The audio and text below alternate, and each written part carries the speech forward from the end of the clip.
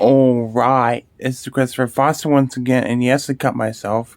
Don't worry about that, but this is a request this time from Don't Eat My Pizza, and the name of this video is The Black Phone Review by Chris Stuckman. Alright, let's check it out. Yay.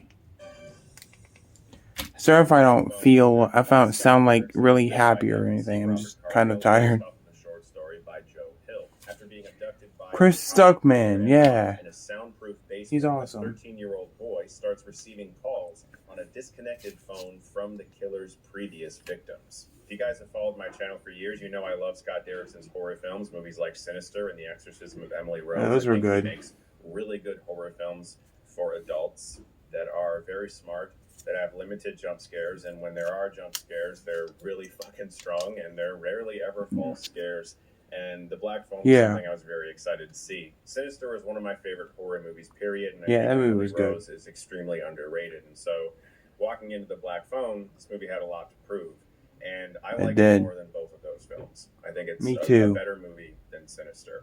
I think Sinister's fucking awesome. So that's saying something, man. This movie has so much going for it in every way, and it's also a production that a good movie. Exactly easy to shoot. The same guy's making that Megan movie. The casting process is always. He may admit he's on the right fucking path for sure. The quality of your film is going to hinge on the ability of the child actor, and everyone in this movie is really good. In particular, Mason Thames, who plays Finney, and Madeline McGraw, who plays his sister Gwen. And I'm not going to get too into the plot because I honestly didn't know anything about the movie except for Ethan Hawke plays a child killer. And that was enough to get me in the theater, of course, plus the talent who made the film. The film has so much going for it. The 1970s setting, for instance, there's a lot of fun Easter eggs of old TV shows and movies and things like that. And I think it would have been easy to depict this era as very innocent, and Ethan Hawke's character, known as the Grabber, being this one thing that's just destroying all of this innocence. He's fucked up. Everyone in the movie is going through some shit. Kids at school pummel other kids, bloody. There's fights constantly. Yeah, it's fucked up, but it's a good-ass movie, though. With rose-colored glasses, and I really like that. This movie's dark, and it goes places that surprise me, and that genuinely unsettled me. Ethan Hawke is amazing. He's so good. He's creepy. It's been a long time since there's been a new masked killer of some kind in a film that had any impact on me whatsoever. But The Grabber is awesome, and I love what they did with the masks. There's changing masks constantly that sort of suit his mood at various times, and I thought that was brilliant. Real characters, they don't feel like stock characters. The scares feel real. And it's not just like constant jump scares every 10 minutes. It's situational horror. It's terror. You feel like bad things are happening to people that you care about.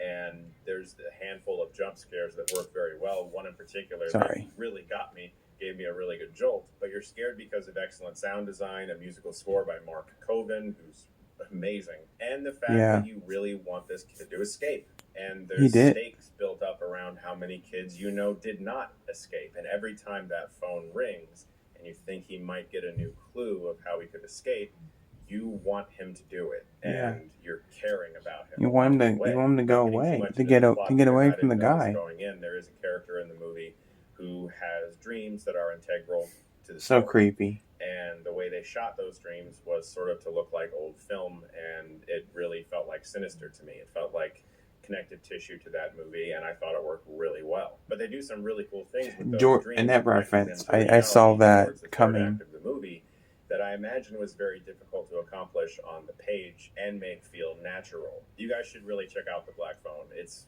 very, very good. And as far as like short stories adapted into features, except for his next movie, which is Megan. I loved everything about it. The audience I saw it with was cheering at various moments, and while that sometimes can be annoying, if you're feeling it and you feel like the movie deserves that kind of reaction, there isn't quite anything like experiencing that in a theater.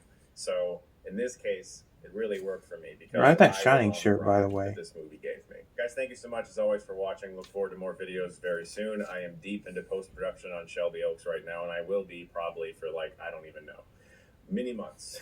It's going to be a long process. We're finding the movie and working on sound and editing and VFX and stuff like that, and score, which I can't wait for. And so I'm just excited to really get into that. But over the next few months, as we continue into post production, I'll talk about movies I see and share my opinions on them with you, and keep Okay. giving you updates on Shelby Oaks along the way. It's going to be fun, guys. Thank you so much, as always, for watching. Look forward to more videos very soon. And if you like this, you can click right here and get stuckmanized. Yeah, I like Chris Stuckman a lot. He's very funny. He's very honest with his opinions and stuff. But Black Phone was a good ass movie. If any of you haven't seen it, go see it. It's a badass movie. It's creepy. It's awesome. The acting's great. And yeah. So with that said, guys, thanks for watching. Take care and stay tuned. I got a surprise coming. I'm making a life-size character that you guys know that what it is, because I got a poster of it right there. So stay tuned for that. Stay tuned for more reactions. And with that being said, I'm getting the fuck out of here. So my name is Chris Fawcett, and I approve this message.